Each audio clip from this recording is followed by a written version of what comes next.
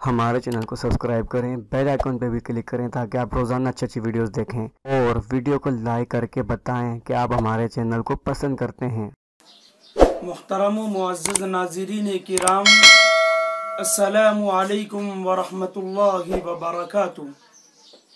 اللہ تعالیٰ ایک ہے، لہٰذا بعض لوگ کہتے ہیں کہ اللہ تعالیٰ کے لیے واحد کا لفظ ہی استعمال کرنا چاہیے، جیسے اللہ تعالیٰ کرتا دھرتا ہے۔ جمع کا صیغہ استعمال نہیں کرنا چاہیے، جیسے اللہ تعالیٰ کرتے دھرتے ہیں۔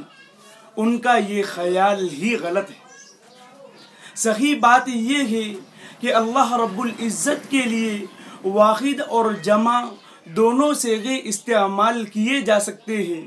واحد کا صیغہ استعمال کرنا تو ظاہر ہے، اور جمع کا صیغہ تعظیماً اور ادباً بولا جاتا ہے، لہٰذا وہ بھی درست ہے۔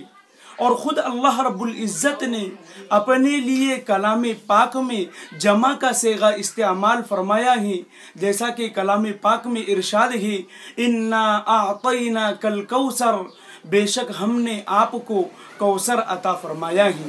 اللہ رب العزت عمل کی توفیق مرحمت فرمائیں، آمین۔